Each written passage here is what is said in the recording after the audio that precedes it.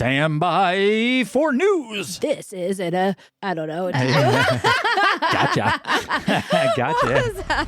This is Big Dink Energy, the pickleball podcast that's half insight, half nonsense, and all entertainment. If you love pickleball, don't take yourself too seriously and think a little trash talk makes the game better, welcome home. This is the place where life and pickleball intersect. We celebrate the chaos, call out the nonsense, and put the fun back in dysfunction. You're either in or you're out. And if you're still listening, you're in. So let's go. Big Dink Energy starts now. What I got to give it to your mama. Oh my God. What I got, you got to give it to your daughter. Is it daughter? Papa and then daughter, yes. Oh, I never... Put it in you. Put it in you. Put this in you Red right hot chili now. peppers. I am Flea. Flea. Yeah. It's weird. I don't have any clothes on either. Oh my gosh. This is the official podcast of Pickleball, the Big Dink Energy podcast. We are so glad you're here. Now, listen, typically we do a sponsor read right here, but we've got to do a special shout out, something I think you all are going to want to listen to and hear and get involved with just like we are. Quick shout out. We're officially taking the Pickleball Joy pledge. That's right, with Pickleball Nikki. You all know her. She's been on the podcast. It's all about choosing joy on the court. Less drama, less ego, more fun, more community. That's what it's all about. Because at the end of the day, we are here to play, not to fight over kitchen calls, any of the nonsense out there. We're in. Joy is greater than chaos. So take the pledge over at pickleballnikki.com. That's pickleball and then nikki.com. Take 60 seconds. Go do it. All right, so for Kitchen Talk, the past couple weeks, Paddle Princess and I have been taking private lessons. Yes. And I wanted to kind of go over what we are learning, loving, and leaving. Okay. Yeah, you guys and your privates. Our privates are good. Some of the best privates I've seen. I've seen a lot of privates. The first week, we went over the split step because in my mind, I thought it was a lot more than it needed to be. And we posted that on our Instagram about what we thought it was and a little bit of how we were learning that. And so we worked on that. And then we also worked on third shot drops. Because we were not doing those correctly. I was just a third shot, hopefully just get over and slam it. Yes. And so third shot run to the net. Right. We are, so I have definitely learned a lot. So Big Dave over at Heights Athletic Club has been instructing us, and I have to say he's done an excellent job. He's a great player too. Yeah. Yeah, he's a really good coach. Yeah, he's very friendly, and he, is down to earth, and he explains things really well. And we've just had a really great time, and I've learned so much. And the split step was one of the things that we worked on, the third shot drop. And then this last time we worked on, what was it? We worked on a lot. We did work on a lot, but the one thing, like specifically, we worked on who takes center. Oh, yeah. The middle part. That was really good for us. It was really good. And one of the best things that I guess it just was a visual I needed. What he did was he had Paddle Princess and I stand, like, you know how the dividing line is there? So, and everybody always stands in their little squares. Right there in Divorce Alley. Right. So, like, obviously that line doesn't exist except for the serve, but everybody kind of feels like it still does. I'm responsible for this side. You're responsible You don't for want that to side. encroach on your partner's area. What he did was so Paddle Princess was on the right or on the left and I was on the right, and he had her put up her right hand and me put up my left hand. So we crossed, over that center line, and he said, that's what they call the eye, like, because it makes like an eye. And he's like, that's all you're covering at that point. Oh, I see. And then he said, I see. okay, both of you put your right hands out, and we covered 3/4 of the court. Oh, so did he have you put your right hand out, put your right hand in? And then we shook it all about. Yes. And then he had us do it the opposite, like, she put her left and I put my left, and it was like a visual of how much court you were actually covering. But when you do the eye and you both come in, like, what is it, pinball paddles? Yes. You only cover that middle, and then everything else is exposed. It was a really good visual. That's great. And I was like, really good. holy shit, that was like, I was just like, okay, I get it now. Yeah. And then just, following the ball and, making sure that person is like tethered to you. So when you go, they go, it was just really good. And I got a lot of good experience out of it. So I was very happy. That's what we learned. That's what we're loving. One of the things I would probably leave is I'm not too sure. I need more time. Like an hour private is not enough. Oh, really? Oh, gotcha. Yeah. Gotcha. Like I would love more time than that. But I mean, I think after a while, if it's only 2 people, it probably, just like any type of private lesson. But I would definitely say I would love more time. Yes. And I don't know if this is industry standard, but they charge per person in the private lesson. They have an additional charge. And I know like in our industry, in the dance, gymnastics or whatever, it varies too. Currently at our place, we pay by time. So if you take a private lesson and it's, $80 for the hour, you could have up to 3-4 people. Oh, well, okay. But I mean, I can see though charging, a little bit extra per person because you're, kind of dividing your time a little bit. Yeah, you may be working on the same thing, but the coach is coaching her and you. Right. So it was just a different experience. So not and it's not a huge upcharge or anything. No, it was like an additional charge. It wasn't like a double charge. So not a huge thing. Just didn't, know that. We assumed it was kind of like what we were doing. And then the other thing would be, he said that it's really good, to do the double private is great, but there are certain times when just a solo private is needed. And he explained that, when you're trying to just work on your drives the whole time, right, or work on a serve or work on something like that. But we were trying to get more in sync and learn more about playing together. Sure. So that it worked for us because we got to work on a lot of great things. I had so much fun. Yeah. For you, Paddle Princess, same thing, same love it and leave it? Oh, yeah. It was great. I learned that I'm just a survivalist instead of playing strategically. And so that was something that I really had to actually start focusing on.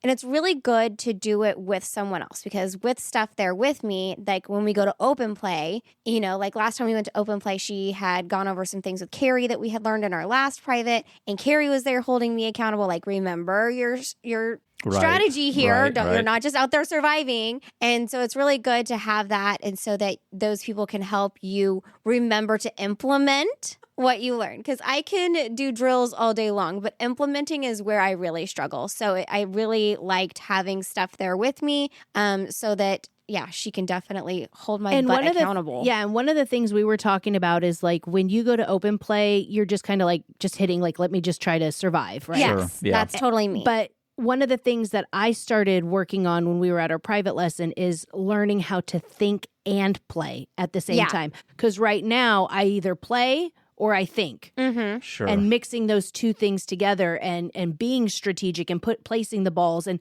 when he was talking about it's not, your position is not just about where your partner is, but also where you just put the ball. And then that means you need to move over here. And it's like, well, damn, okay. Yeah. And it was fine there, but now I want to take it to open play or somewhere where I could be like, okay, I want to think and play at the same time. There's a lot more to it than just going out on the court and being able to hit it over the net. There's a lot of strategy. Sure, and he made that very clear because when we messed up, he took advantage of that. Great. Yes. And it was nice because it was like, that's why you get slammed, because this is what you're doing. Like if you would have placed it there, or if you would have, if Paddle Princess would have moved over and I would have moved here, that he wouldn't have been able to do that shot. Sure. Yeah. So it made it really nice. And I just really think that if you have the opportunity to do some private lessons, especially with other people, if you're new and you're not just trying to like get better yourself, but maybe work on partnership, it is highly encouraged. So get out there and do that. Yeah. And, just the caveat to that is you got to find the right person. And everybody says, even if they're like a 4.0 or above, they can say, well, I know how I can teach you. No, not everybody is a teacher. Just because you're good at it doesn't mean you're a teacher. I agree with that. Dave is just one of those fortunate people who is good and can impart wisdom. I agree. And the other guy with Chase, is it Chase? Chance. Chance over there, He's same good thing. too. Same thing. Able to just communicate really, really well. Yeah. Awesome. Well, I'm glad you guys had a good experience. Yep. Loved it. Let me get all the way down to the bottom of the mailbag here, the Big Dink Energy mailbag. Okay, sound effects for free. Matt Bridges slid into our DMs, that sounds gross, and said, great podcast, guys. Just started listening today and binged a few episodes. Love how natural the banter and conversation feels. Keep it up. Thanks, Matt. We love that, and we'd love to hear from you. Get all up in our DMs. Slide in there like Matt did. You can go to bdepodcast.com. Go to bdepodcast.com. Leave us a text, review, feedback, and send us some love. That thing's on 24 hours a day, so do not worry if you're coming in late or early. Just the tip, quick pickleball wisdom, in and out before you know it. So a split step in pickleball is a small timed hop used to reset balance and prepare for the next shot, ensuring a player is not moving while their opponent is hitting the ball. By landing with a wide athletic base on the balls of the feet as the opponent makes contact, players can react faster to shots in any direction. Just learned that one. That was a good one to learn on our private lesson. I love the ASL, Hoffman. I always land in a wide athletic base everywhere I go. Just the tip. It's time for Pickle Pals.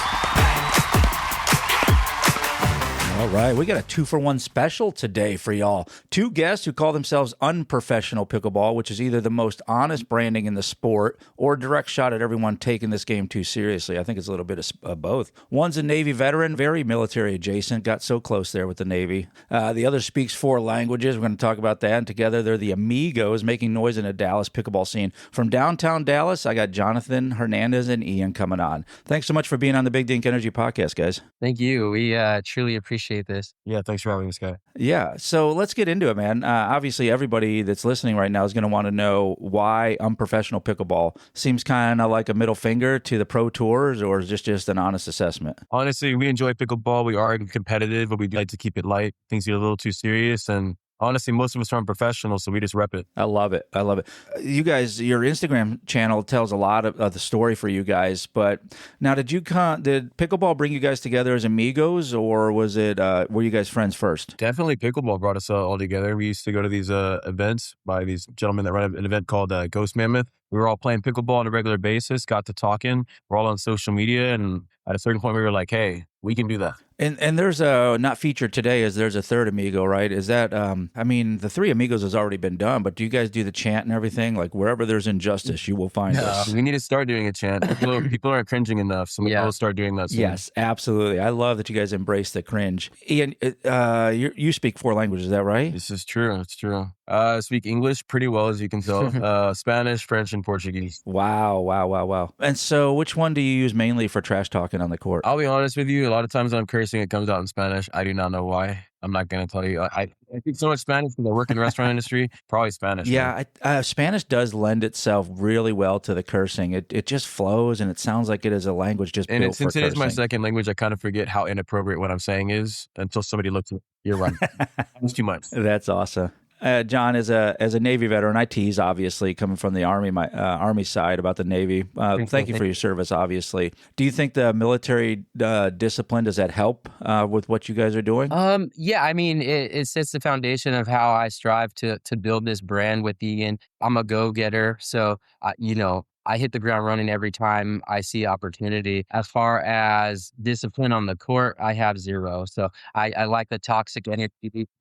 I like winning. I like talking, mess to the other people because I've seen it gets into their heads, and I really do succeed when I get in their heads. I love it. Yeah, that's probably on the court. That's probably the most fun. Now in the open plays and the scrambles, it's tough because I don't know who the person is that's on the court with me. You guys are cool. But I'll help them. I'll help them get into trash talking too. Like if they're not really ready for it, I'm like, hey, let's trash talk these people a little bit. Let's get everybody aligned to Unprofessional Pickleball and the movement you have going on there. Tell us. I'm new. I'm showing up. I'm meeting you guys for the first time. How do I get involved with the brand, and what is it all about? Hey, honestly, walk up to us. We are willing to talk to everybody. People get a little camera shy, even though we're all always on our phone looking at somebody on a camera or ourselves. Walk up to us, challenge us to a game. If you beat us, and we're just going to delete the footage. But yeah, just don't be scared to engage. Comment. We love when people comment, yell at us, interrupt the interview, do something. And we have a really big group of friends that play pickleball already. As you can see, if you look on our page, there's at least 5 to 10 people per video tagged in these videos. So we have a good group. Everybody in the Dallas community already kind of knows each other. Everybody wants in. People are asking, when can we get into this event or tournament, or when can we be on camera? And we always invite everybody. So it's a really fun community. There's 3 amigos. You can be an amigo. That's awesome. I love that. Yeah, and put your arms around everybody. Everybody can be an amigo. Probably less dressing up in the big hats and the shiny velvet outfits, though, I would guess. Keep it low-key. So now I know on ships and even more so on subs, there's no room for pickleball. But did you discover pickleball in the Navy or after? No, I've only been playing pickleball about a year now. I went to this random league and I was really, really bad, and I just wanted to get better, so I continue to practice. So I just about a year now. He's competitive. Yeah, oh, yeah, no doubt. So now I got to ask about the 4 languages. I keep going back to this because I barely speak English. So was that family related? Was that just really ambitious Duolingo use? So you got a lot of credits there or what? So for me, first I saw a movie called The Glorious Bastards. They were speaking multiple languages. And it honestly inspired me to learn. And I've always wanted to use it for art and writing and stuff, which was why I love doing this with Jonathan, because I get to use my writing skills. And it's a really good launch pad into doing other stuff. And hopefully soon you'll see me using all 4 of those languages on the other side of the camera, in front of the camera. Right? Yeah. I found pickleball is kind of a universal language. We see it in so many other countries. Obviously, we do it the best here. There's no doubt about that. But yeah, it is a global phenomenon, and we're not quite at the Olympic level yet, but I think we will be, and that's going to go even further. So that's great to be an ambassador like that, and understanding people and meeting them in their culture and where they are with their language. That's so important.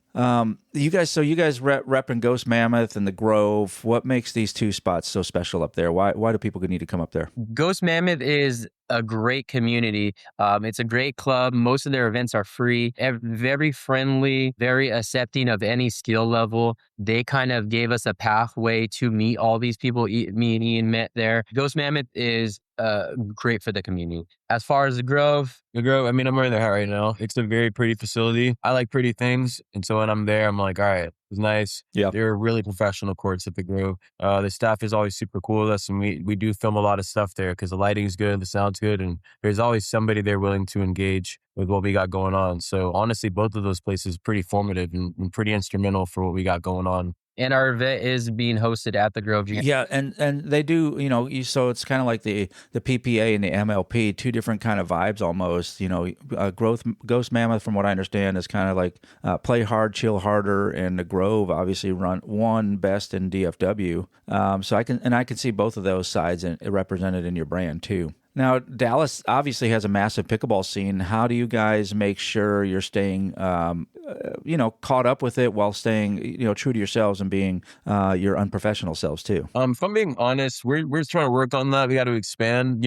Humans are creatures of habit, right? So we typically frequent the same places. Right. But we are trying to hit every indoor facility. We don't know what connection we might make. We don't know what idea we might get. We don't know what collaborations we could do. So we're making it a point to go around, the Metroplex, right? Whether it be at Fault, whether that be the Dip. There's a lot of places because it's such a growing sport. We admittedly have a long list of places to hit. Yeah. And we do like the public parks, Cole Park, Churchill Park. We love playing there because you meet so many new people. And although Dallas Pickleball is huge, it is a tight community. We know a lot of minor league MLP players for the Dallas Flash. Everybody's kind of connected. So I feel like Amigos Pickleball is spreading rapidly. And, starting 2 months ago, we only had 200 followers. Now we're close to 900 followers, hopefully more after this. We'll see what happens. Yeah, from our podcast, I can guarantee you're going to grow by at least 2 followers. I can definitely tell you that.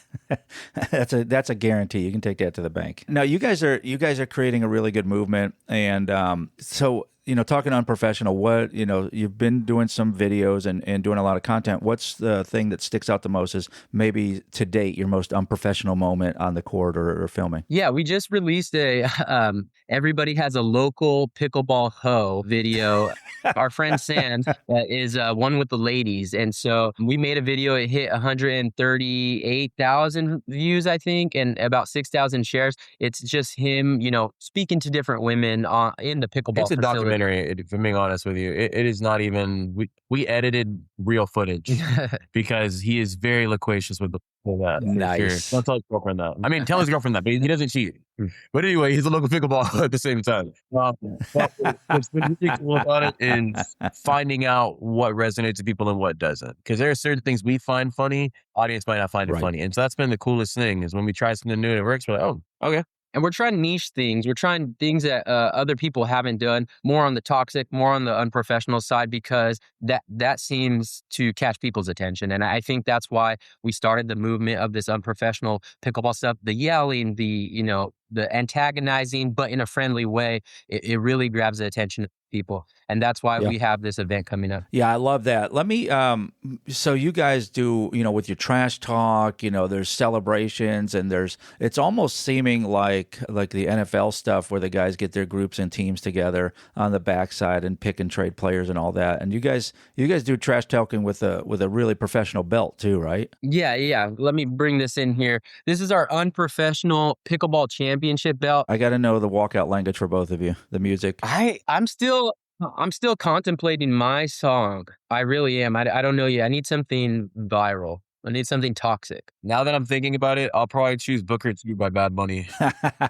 Okay. I mean, I'll just throw, if you're undecided, think about The Stroke. That's always a good song to walk out to. Great antics you can throw to that. Okay. So just think about it. One of the things I think that, and I've thrown this out to a couple people, and I have not seen it yet, and this might go viral for you, so I'll just give you this for free. Dog shot collar pickleball. Ooh. That's crazy. That might be our next video. I think we might have to. Yeah. Well, who controls it?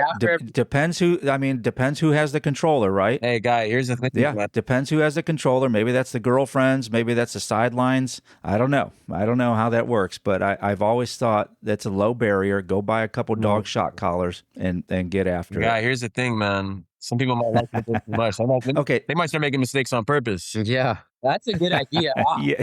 It's hard to play pickleball with a ball gag in your mouth. Or latex. All latex. Yeah, it's not very forgiving.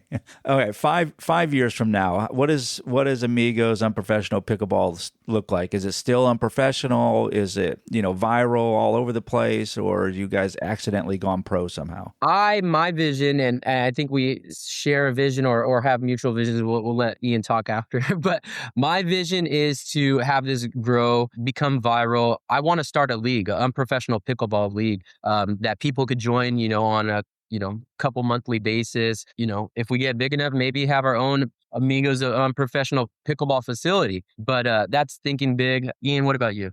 When it comes to 5 years from now, I want us to have a very established brand in the community. I want names like Volair, Eula, and all of these major reputable brands. Mm-hmm. I just the pickleball to be up there in terms of like, oh, that is one of the premier pickleball content pages for sure.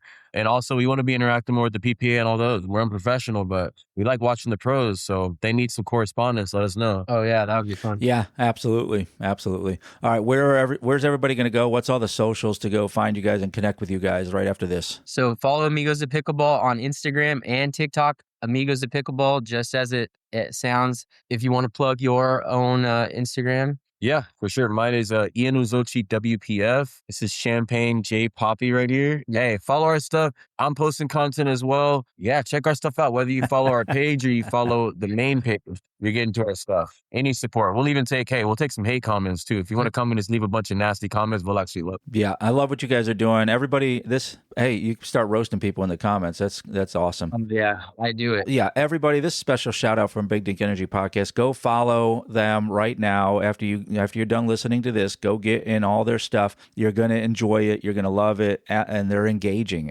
Ask them all the questions, get involved, and maybe they'll make fun of you on one of their videos. Who knows? Heck yeah. You guys, thanks so much for being on the Big Dink Energy Podcast. Thank you. Appreciate it, guy. Thank you. It's time for Pick Six. You better believe your bottom dollar it is. Pick Six is where we take one question, each bring two answers, and immediately regret to agreeing to this segment. On Pick Six tonight, listen, things pickleball players love more than they admit. Things pickleball players love more than they admit. I would say watching the other team argue with each other. Oh, gosh. That's a good one. I Yes. love that. Love it. It's That's like, a good what's one. going on over there? Yeah, somebody else has drama. Let me get in that. I would say getting a body bag. Ooh, that's a good one. Mm-hmm. Most people don't want to admit that was fun, It but feels good, especially does. if It it's does. set up just the right way and you send it right back. It does. I love that. For me personally, getting complimented on my hands, like, oh, nice hands. who has ever complimented Nobody says that to Everybody does. I used to be a hand model.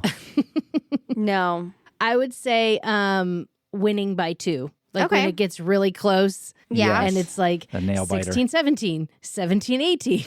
Yeah. And it's like, we gotcha. Finally got it. My next one is going to be getting a point by hitting it on the net cord.